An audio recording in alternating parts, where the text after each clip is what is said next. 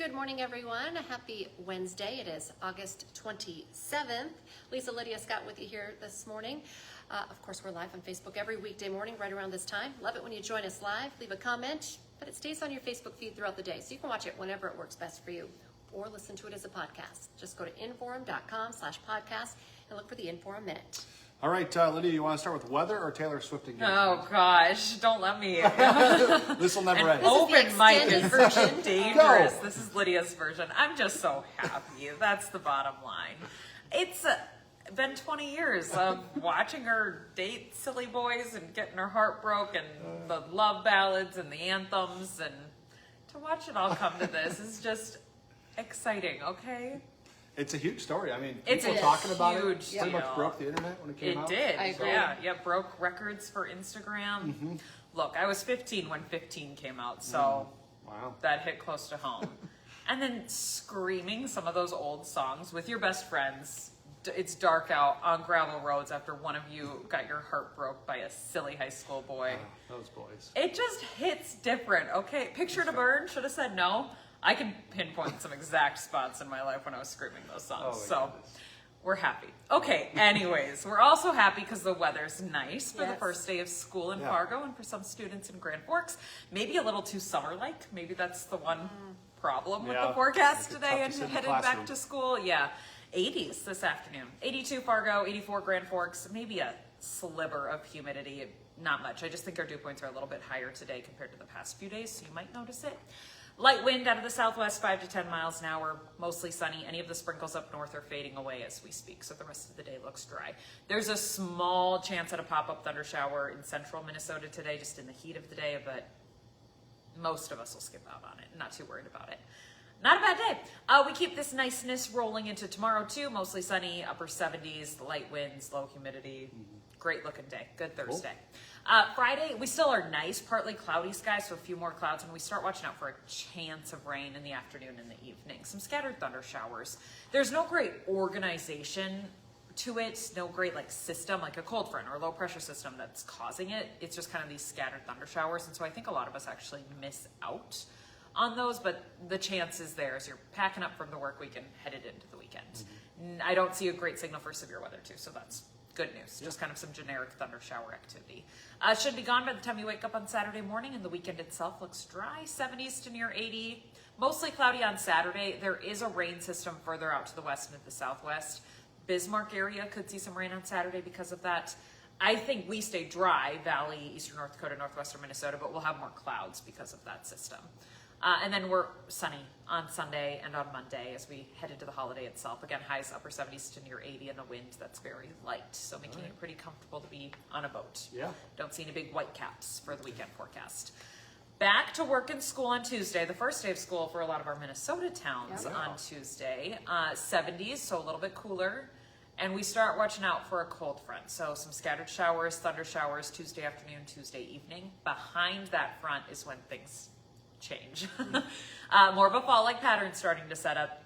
Highs will be in the 60s Wednesday, Thursday, Friday of next week. Overnight lows down to the 40s. So some cooler, crisper days just around the corner. This time of year, when you get these little cold fronts out of Canada, you tend to get these little fall-like feels, fall teases for a few days, and then everything starts to moderate and warms back up a little bit closer to average, and then you get the next cold front until eventually it just kind of all goes downhill. So I'm not thinking this is the downhill in early September by any means, but we're getting more of those cold fronts, more of those fall teases, and then we'll likely see our temperatures warm back up a little bit closer to normal for this time of year beyond the 10-day forecast. Okay. Okay, pumpkin spice lattes. Football next season. week. Football season. You mentioned chili this morning. Yeah. There are good things. That time of the year, that's for sure. All right, that's all. Thanks, Lydia. Well, as Lydia mentioned, it is the first day of classes for kids in Fargo, all Fargo kids, and elementary and middle school students in Grand Forks today. Fargo Schools also has a new superintendent, Dr. Corey Steiner. He started in July after 10 years as superintendent at Northern Cass. Grand Forks, like I said, K through 9 start today. The high schoolers, 10 through 12, have one more day of summer. They go back to school tomorrow. And another heads up, we've been following all of the back to school for the colleges. Concordia College in Moorhead starts classes today as well. All right, today a Moorhead woman charged with attempted murder will be sentenced. 36-year-old Mary Jelseth is accused of stabbing a man in the neck last August. Police say the 43-year-old victim told officers he invited her over to his apartment where she attacked him unprovoked. Court documents say he had a serious life-threatening cut to his neck. A plea agreement was reached in May, which included dropping the attempted murder charge and pleading guilty to first-degree assault. She's also due in court today on a separate charge for violating a no-contact order. An Arizona man who was charged with stabbing a man in downtown Fargo is also back in court today. That stabbing happened in early June in Roberts Alley. Police used surveillance video and witnesses to identify the suspect as 63-year-old Kelvin Phillips. A warrant was issued for his arrest about 15 days later. He was transferred out of a Phoenix area jail on July 14. A young Fargo couple will be back in court in October, charged in connection with the death of their 3-month-old baby. The youngest child of 25-year-old Nicholas and 23-year-old Allie Shearer was found dead on July 26th of 2024. Court records show first responders struggled to even get inside that house because garbage was blocking the door. The couple's 2 other sons, a 1- and a 2-year-old, were taken into protective custody. A hair follicle test on the 1-year-old came up positive for meth. The pair is due back in court in October. Crews will be ground spraying for mosquitoes today. Fargo, West Fargo, and Moorhead. Spraying will start about 7:30 tonight on the North Dakota side and 8:15 in Moorhead. The 32nd Avenue South construction project, that's probably been a headache to you at one point or another. For sure, it's a big one. A big mess, but something they're working on. It's actually on track to wrap up early, which would be great news.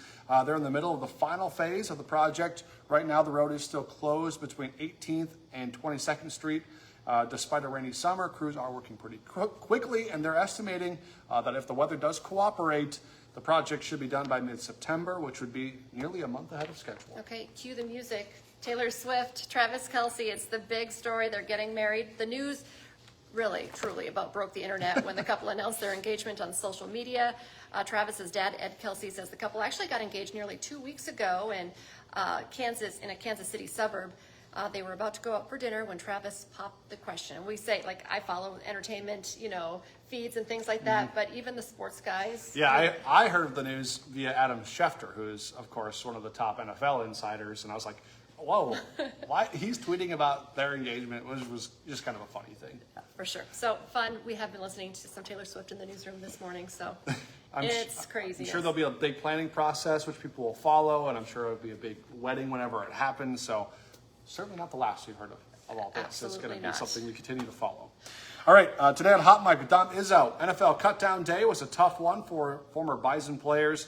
An update on what's next for Cam Miller and several other NDSU alums. Plus, we're a day from the kickoff of the Minnesota high school season. We'll check in with Barnesville as the Trojans are set for another run to U.S. Bank Stadium. That's from 9 to 11 on Hot Mic with Dom Izzo. That's on WDAY Extra and Inform.com. Now it's a great time to get that Inforum.com subscription.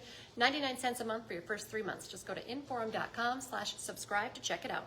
Also, make sure to join us for our newscast for the rest of the day. Our next one's at 11, then 4, 5, 6, 9, and 10. And we're back with First News tomorrow morning from 5 to 7. Have a great day, everyone.